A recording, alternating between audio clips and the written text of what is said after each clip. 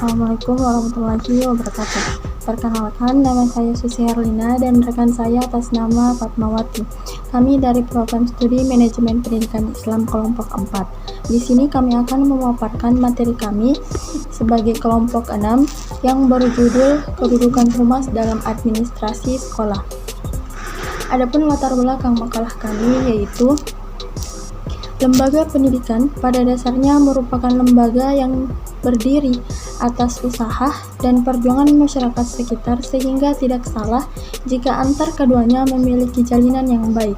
Jalinan tersebut bukan hanya terbatas pada pemberian bantuan finansial untuk mendukung kegiatan operasional sekolah, tetapi juga melibatkan masyarakat dan orang tua peserta didik secara langsung merencanakan dan mengembangkan program pendidikan. Hubungan masyarakat dan lembaga pendidikan merupakan sarana yang sangat berperan dalam membina dan mengembangkan pertumbuhan pribadi peserta didik di sekolah. Hal ini dikarenakan masyarakat dan lembaga pendidikan memiliki hubungan yang sangat erat dalam mencapai tujuan pendidikan secara efektif dan efisien. Pengaruh masyarakat terhadap lembaga pendidikan sangat kuat dan berpengaruh pula kepada para individu yang ada dalam lingkungan lembaga pendidikan. Oleh sebab itu, lembaga pendidikan harus memperbaiki dan mempertinggi hubungan kerjasama antara masyarakat dan lembaga pendidikan, yaitu dengan melibatkan orang tua dan masyarakat serta isu-isu yang timbul dan cara menyelesaikan isu-isu tersebut. Selanjutnya, adapun perumusan masalah pada makalah kami yaitu ada 4. Yang pertama, apa saja yang dimaksud dengan humas dan administrasi sekolah. Yang kedua, kedudukan humas dalam administrasi di sekolah. Yang ketiga, apa fungsi humas di sekolah. Dan yang terakhir atau yang keempat, yaitu bagaimana pelembagaan partisipasi masyarakat. Saya akan membahas tentang materi yang pertama, yaitu pengertian humas dan administrasi sekolah. Pengertian humas secara umum adalah rangkaian yang khas antara sebuah organisasi dengan publiknya, atau dalam hal ini yaitu antara lembaga pendidikan dengan para warga yang berada di dalamnya seperti pendidik, peserta didik, dan tenaga pendidikan, beserta para warga di luar lembaga seperti wali murid, masyarakat, institusi luar, dan komite sekolah untuk menunjang pendidikan agar lebih bermutu dan berkualitas. Nah, hubungan sekolah dengan masyarakat pada hakikatnya merupakan suatu sarana yang sangat berperan dalam membina dan mengembangkan pertumbuhan pribadi peserta didik di sekolah. Adapun terkait administrasi hubungan sekolah, administrasi hubungan sekolah dengan masyarakat merupakan suatu proses komunikasi antara sekolah dan masyarakat untuk meningkatkan pengertian masyarakat tentang kebutuhan serta kegiatan pendidikan, serta mendorong minat dan kerjasama masyarakat dalam meningkatkan dan mengembangkan sekolah. Pembahasan yang kedua yaitu terkait kedudukan humas. Dalam manajemen pendidikan sekolah, humas mempunyai kedudukan.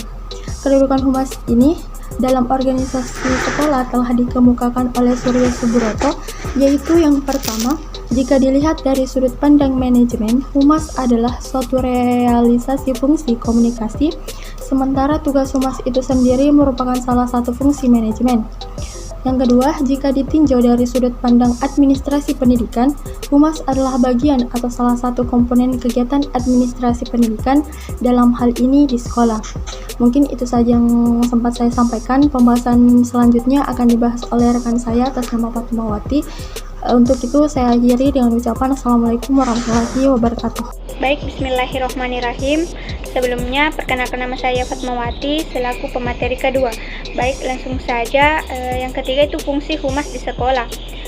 Adapun fungsi-fungsi manajemen humas dalam kegiatan pada lembaga pendidikan yaitu yang pertama, mampu sebagai mediator dalam menyampaikan komunikasi secara langsung maupun tidak langsung kepada pimpinan lembaga dan publik internal. Yang kedua itu mendukung dan menunjang kegiatan-kegiatan yang berkaitan dengan mempublikasi lembaga pendidikan. Dalam hal ini humas bertindak sebagai pengelola informasi kepada publik internal dan eksternal seperti menyampaikan informasi dan mempromosi. Yang ketiga itu menciptakan suara citra yang positif terhadap lembaga pendidikannya. Selanjutnya yaitu yang keempat, pelembagaan partisipasi masyarakat. Lembaga pendidikan membutuhkan peran serta masyarakat dalam menyelenggarakan programnya agar keseluruhan rencana program dapat terlaksana secara optimal. Selanjutnya manfaat partisipasi masyarakat.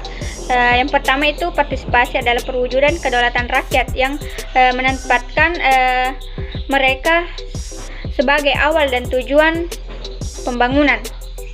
Yang kedua itu partisipasi menimbulkan rasa harga diri dan kemampuan pribadi untuk turut serta dalam menentukan keputusan yang menyangkut masyarakat.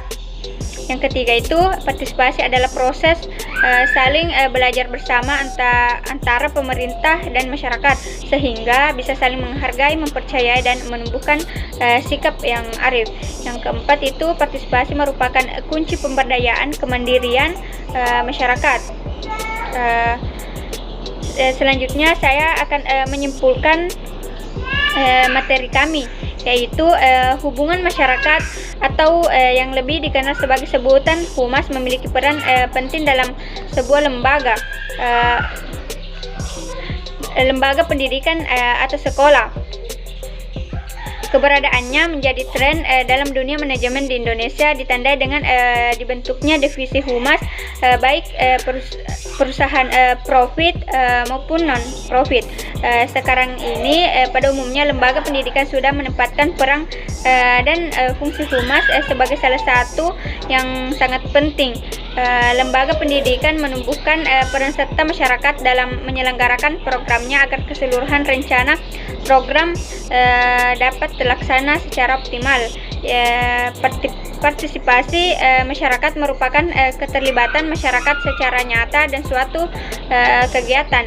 Masyarakat dapat menyumbangkan gagasan, membantu tenaga, memberikan kritik yang membangun, memberikan motivasi, menyumbangkan keahlian, serta memberikan dukungan terhadap pelaksanaan pendidikan. Cukup itu yang sempat saya sampaikan. Selanjutnya saya kembalikan kepada moderator.